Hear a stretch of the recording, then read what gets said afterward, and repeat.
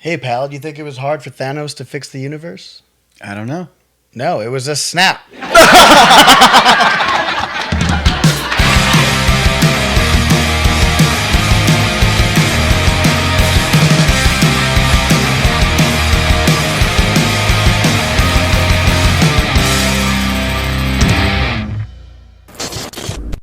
Hey everybody, welcome to Twin Talk, a video discussion show where twin brothers Chris and Kevin drink and draw while talking about comic books, movies, and all things pop culture. We are your hosts, Chris Hart, Kevin Hart. and today we're going to be talking about Wandavision, episodes 1 and 2. Stick around to the end of the episode to see how our drawing of Vision came out. If you like what you see, subscribe to the channel for more videos. So it's January 15th, 2021, and as promised, WandaVision has dropped on Disney+. It's now streaming. First 2 episodes, they're a little generous.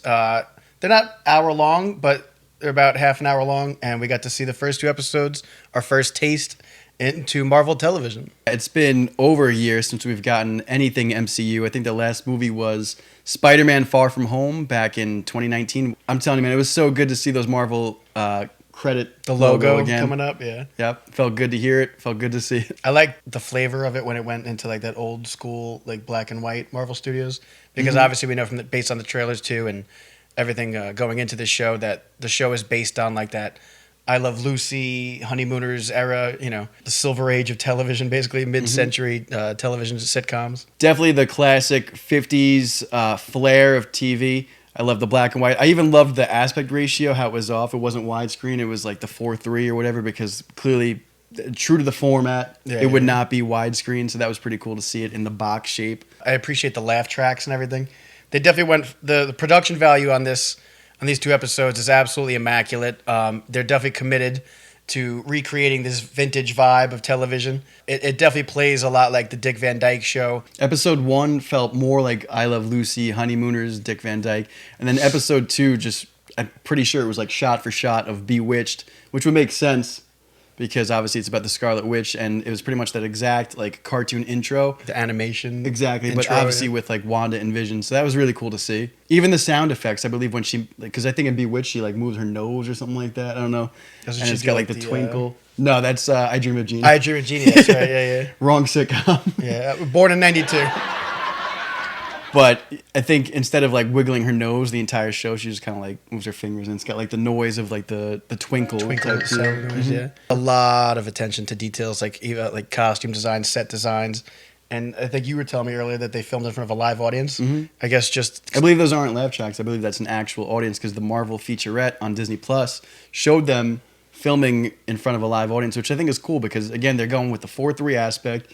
They're going with the live audience and the black and white vintage. It just feels like so much attention to detail, and I really appreciate that because it's not like it's an original show. It's definitely like borrowing from a lot of influences, but in a Marvel Cinematic Universe to get an episodic feel of the vintage look, I just think that's a cool approach to broadening the MCU. It's just cool to see the Marvel and just superheroes in general, like comic books, that medium can translate into different types of things if you cross them over into different forms of creative entertainment. Like, you know, we've seen comic book movies become westerns, almost like horror movies nowadays. They've really taken it from just generic beam in the sky superhero battles to these creative character pieces where they focus on different aspects of storytelling and really stretch out how those characters can expand. What was the last time we saw Wanda and Vision in the MCU? Obviously, Vision's dead. He died in Infinity War. He was basically just like a corn husk from Thanos getting the Soul Stone. Got his head like ripped apart. He died twice. He died. He's like, "I love you." And he got brought back to life just to get killed again. Yeah, he made the ultimate sacrifice, and then Thanos is like, "Nope, give me that stone." Yeah. And that was a great scene too, when Wanda and Vision. She's powerful. Just like, yeah, the music, the swell, the build up, the emotions, and then she's like concerned that he's about to die. She's like, "Oh, like, you know, what do you feel?" He's like, "All I feel is you," and all that stuff. Yeah, the last time we saw them was them basically saying goodbye to each other. Vision died, and so we don't know what the time period is. We don't know what's going on. They basically just showed us a very small scope of the story, so we have no idea what's actually going on, which is the coolest aspect of the show. But once it's revealed to us, I think it's going to make more of an impact of the emotions of what's going on here, because it seems like Scarlet Witch is creating this alternate reality which I think is going to play heavily into Doctor Strange because Wanda's going to be in that movie. And I think it's going to talk about multiverses, alternate realities. And so I think we're going to see kind of like, it's almost like too good to be true. She's living this life that isn't really supposed to be happening because it's clearly not reality. So I think that's where the show is headed, because my favorite part of the show so far is the creepy aspect that we get. It's because it's got like the classic, happy-go-lucky vibes of I Love Lucy and all that, but it's also kind of like Twilight Zone, where it's like something bigger is happening here. We were talking about it earlier. It reminds us of that show on FX, Legion, which was like an X-Men spin-off and like kind of trippy. Very trippy. Yeah. Very trippy. And same thing, like you're only seeing this much of the story. When it all gets like unraveled, you're going to see how it all, fits into place. It'll have more of an impact overall. Like once you go back and revisit it, you'll start noticing things. And I appreciate that they're going for like that kind of vibe. As far as Wanda's current situation, like the first episode ends with the TV and then like an audio visual type room, and the guy closes the book and it looks like the logo for SWORD, which is like the space version of SHIELD that we saw set up at, I believe it was the Captain Marvel. Captain Marvel, yeah. So I don't know, maybe like something happened where they're containing her, but we're gonna be delving into some details of the show here where we think things could be headed, what's going on truly. But overall, we're really excited to see where this show starts to evolve and takes off. From what we got so far, story-wise, it was very simplistic. I was surprised with the humor. Some of it was very like corny and cheeseball, but some of it was very funny and it did land. And that's what they're going for, though. They're going for that like of the time comedy, acting, like everybody's acting a little over the top, a little bit over the top. Like the mailman's like, hey, everybody knows each other. Mm-hmm. Hey, how you doing? Like all that type of stuff. Like, how's the weather? Yeah, exactly. All that stuff, and then there's even a scene in I think it was episode 1 where Vision's carrying Wanda into the door. He like knocks her down, and they like do like the face. And then when he's like carrying her, it's Dick Van Dyke Show. He always like just misses like the ottoman. He like almost trips over it or moves or like does like a flip over it. So Vision goes through it, because he can just like he can do that. Yeah, he can just go through objects. Yeah, like you were saying, overall, like the story, the plots of the first 2 episodes, very very bare bones. Mm-hmm. They were kind of going for that 50s 60s like. Oh, the boss is coming over. Flavor of the week. Yeah. Miscommunication leads to like this awkward situation. So I was fine with that because like they're obviously like going full bore into these creative choices to make it feel very vintage. So I was just like, lean into it. And from what I understand, based on the marketing, it seems like they're going to be doing like evolution of TV shows throughout decades. So very cool. Which is that's a sick concept, and I'm excited to see how they evolve throughout the next couple weeks. My favorite character from episode 1 has to be the nosy neighbor, Catherine Hahn, Agnes. She was awesome, a recognizable face. We know her from How to Lose a Guy in 10 Days, We're the Millers. I think she was in Step Brothers, all those type of like comedies. Been a few comedies, romantic comedies. She's funny in this show. I like her quips. The things she says, like when she checks out like the mailman and is like sneaking a flask at like the community raffle meeting for children and stuff. So stuff like that, like she works well for that. And my favorite part of the shows is, despite all the quirks and quips and all that, my favorite part is when everyone like kind of looks at each other serious and it's like, what is going on here? Obviously there's a larger story at play. We see that this is obviously a fake reality, telling by the end of each episode, even the end credits and everything, how it looks. Clearly someone is trying to talk from the outside in. We were talking about it earlier. It reminds us a lot of The Truman Show starring Jim Carrey. And like it was like this like fake... Pleasantville, even with the black and white into color. Like all these like different like fake realities that people have to be like woken up from, or so to speak. Almost like they're pawns in a puppets in a game. And that, to me, that is the coolest aspect of the show, to see where does that lead to. Where does that play into? Who is the villain? We don't know are they the villains, because we know that in episodes 1 and 2, they're talking about the neighborhood watch, and they're like, oh, there's some shady characters in the neighborhood. Is it them? Like even they're kind of like, who is it? Like yeah. And that, to me, that's one of the cooler aspects of the show. Even these little tidbits of what's falling out of the sky, colorized toy helicopters. What's that about? Even the commercials, I love. That's one of my favorite aspects because it's so like bizarre and out there. It's like the commercials in between the episodes. And the first one we see is Stark Industries' nod to the larger MCU, so I appreciate that. The toaster, right? The Toastmate 2000 by Stark Industries. Did you notice that, like, when they put the toast in, it made the same sound as Tony Stark? The rays, the yeah, beam rays. like, Did not notice that. It was cool. Genius. I was like, very cool.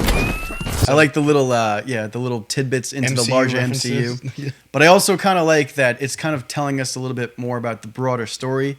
We saw the Strucker watch, obviously Baron von Strucker from Hydra. Even the Hydra logo was on the watch. So what's that about? Strucker, last time we saw him, he was in Age of Ultron. He was killed by Ultron. He was a total joke. He was a waste of a character. There's a lot of things I feel like they're setting up here that have been wasted in the MCU. Like, for instance, let's just get into it. Beekeeper. This guy comes out of like a manhole. The sewer. Yeah, there's like this loud thumping throughout Westfield, and that's the town, right? Westfield? Westview. And there's like these loud thumps, and he just comes out of the ground. Surrounded by bees, like Chris Farley and Tommy Boy. This guy just comes out of a manhole. It's like, bees! Classic scene. Yeah, so this guy, like, that reminds me of like AIM, the characters AIM in the comics. They had like those yellow beehive looking suits. I was saying before, like, I feel like there's been a lot of like dropped balls in the MCU. Like last time we saw AIM was in Iron Man 3. They were totally wasted with the whole extremist thing. Even the Mandarin completely wasted. And Strucker was completely wasted in the beginning, in the first 5 minutes of Age of Ultron. So unless they're looking to like reinvent these characters in a way or tell better stories with them in the MCU canon, like I'm all for it. Because they weren't done properly, in my opinion, in the past. The last time we saw Baron von Strucker, he was cool at the end of... I forgot which movie there was, like, the post-credit scene where he was like, "We need the twins." The twins. And they were just, like... She was, like, playing with a cube. And Quicksilver was just, like, running into walls. Yeah. And then the next time we see him, he's just Justice Leagued. And he's just a total joke for the audience. Which, I don't know, I guess maybe he's more of a C-list villain. But he's part of Hydra, which should be taken a little bit more seriously. Yeah, so I mean, I'm glad to see that they might be doing something with that. He's not an A+ villain, but he's also like he's not a joke, you know, like he's one of Cap's bigger villains. Yeah, and like if you buy into Cap's rogues gallery, it's all bright colored evil scientists and stuff. But even in the Captain America movies, they did some crazy corny villains like Batroc the Leaper. In the beginning of Winter Soldier, that was badass. They took him seriously, though. Yeah. So I was like, and right. Arnim Zola, we saw him as a human in the first one. And then they paid homage to the comics where he's like a robot body with a head in the middle of its stomach. And they did that with his face in the computers in Winter Soldier. So, like, if you buy into it, you know, take them seriously and serve the story instead of just throw away villains for the sake of a joke. The tone. If you take it serious, we'll buy into it. So Baron von Strucker, I think he got like 8 minutes total screen time in the MCU. If you've checked out the incredible cartoon, I believe it's streaming on Disney Plus now, the Avengers, Earth's Mightiest Heroes, there's a few episodes with like Hydra and AIM and Strucker, and it's awesome. Like, he's not a joke character. He's like pretty cool. He's got like this like thing. It's got like it's called the Satan Claw, and it like sucks energy and shoots like beams at people and stuff. It's pretty cool. Like, I would like to see that. Translated live action and not just be a joke. Because I really liked the actor that played Strucker in at the post-credits scene of Winter Soldier and Age of Ultron. And then they just killed him. I remember being in the theater like, I guess that's that. That's that. I was like, that's the end of that threat. Because like they could have built upon that and built something for later. So maybe now's the time we see where they like kind of like, not like soft reboot, his character. But we'll just find out. delve into it a little bit more. Because the last time we saw him, he was like, "We will never surrender." I'm going to surrender. Yeah. And I was just like, what is this? He's not the only Strucker, too. I forgot the other one's name. But he's not the only one. It's kind of like Zemo, too, where it's like Baron and then Helmet Zemo. So, like, there's a couple of them, a couple Struckers. I think even in the MCU, Von Strucker created Scarlet Witch and Pietro, Quicksilver. They weren't called mutants, though, because they legally couldn't say that because of Fox and the ownership and all that. So I think they were called either Enhanced or Miracles. Very stupid. But so I would love to see... hopefully more into that. Maybe the experiments. Maybe is this like a side effect? Who knows? All I know is that now they have the rights for mutants. And we know from the comic books that Wanda is a mutant. So who knows what they're going to do? Because Strucker had like the Loki's scepter and like that kind of like awakens their powers or gave them their powers. Or maybe they had it. They were dormant mutants. Who knows? Experimented on. Yeah. So, I mean, it was obviously a legal fiasco that we're not a part of. They had to somehow write it in. Yeah, there was board meetings that we were not a part of. But creatively, we're excited to see where they go with this because, we know that there's going to be an X-Men movie eventually from Marvel and the MCU, so we'll see where Wanda fits in with all that. It is cool, though, to see her getting her own show because just seeing her journey throughout the MCU, I felt like she was never really given a proper dose of Scarlet Witch and screen time, honestly. I always thought that she was kind of like a secondary side character. Yeah. I never loved her character design because, I love her look in the comics, as you can see here. She's got, that awesome headpiece, which it looks like they're going to pay homage to in this series. Like a costume. Yeah, like a Halloween costume or something. I'm going to love that. But also a character development. I didn't love her in Age of Ultron when we first met her. She was like, I want the big one. I want the big one and all that. Speaking in this crappy Sokovian accent. I mean, she is European. Yeah, she's European, but even eventually the show talks about that. She eventually abandoned that accent a movie deep. Maybe she didn't like that choice or who knows. But they said they gave a reason for that too, which was absolute bogus. But they were just they've been hanging out with American Avengers, so they lost their accent. Yeah, okay. Either way, I'm glad to see Scarlet Witch, her character develop throughout this. And she's a good actress. She's definitely grown some chops since we first saw her. She was kind of younger when she first came in to the MCU, and now she's evolved as an actress. And Paul Bettany, he's incredible actor. Great actor. We loved him. And it's just so funny because he's been in the MCU since OG 2008. He was Jarvis in Iron Man. True. And now he's I love Vision. He's one of my favorite characters. I love how they made that transfer to Vision, but I do appreciate because obviously with the makeup, that's probably a grueling process. Yeah. I do enjoy seeing Paul Bettany as the actor, the actual human instead of all that prosthetics and makeup. I appreciate seeing that, so that's a cool aspect of the show too. And it's cool seeing Paul Bettany show up as the Vision too, because in the comics, Vision's able to disguise himself as a human in a trench coat and stuff. He's always constantly walking in the rain with the trench coat. I remember seeing that in the comics where he could manipulate different things to make himself look like a human. So that's pretty cool that they're incorporating that into live action show. Also, the town that they're in, Westview, I'm not sure if that's a comics reference or anything like that. Is that part of the larger story? What I was thinking was is it an asylum that she's in?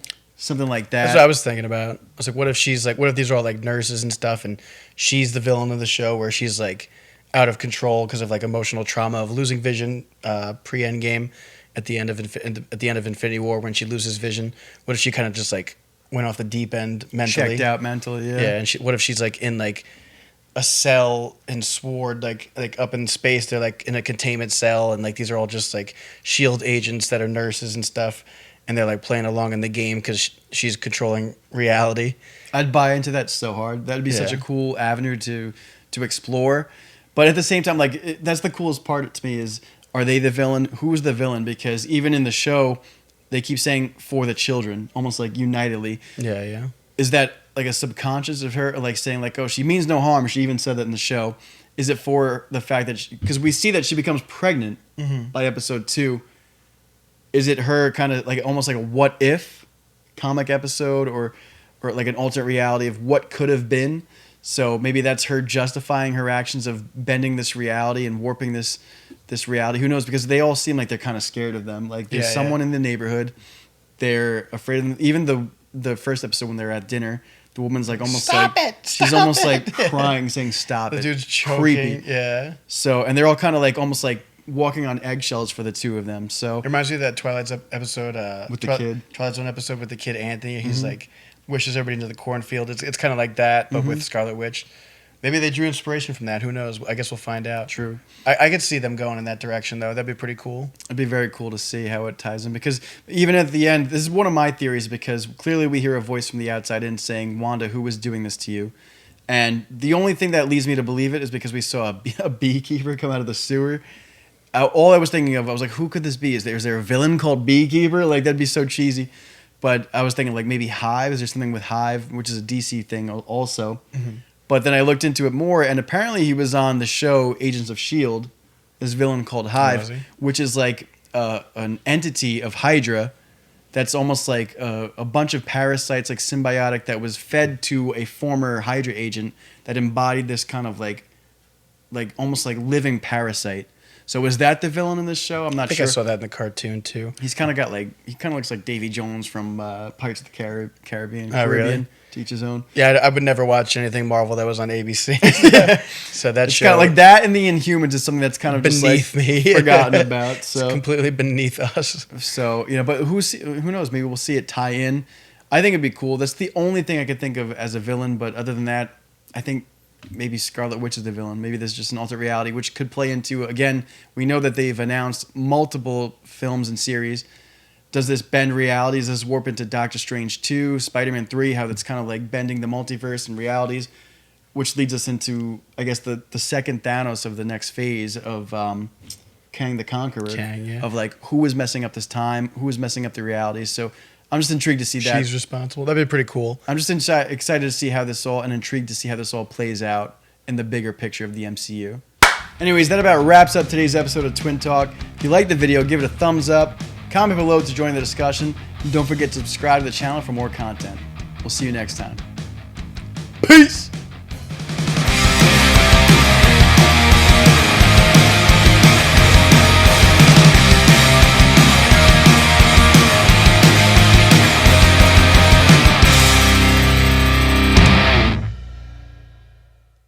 We'll see you guys next time.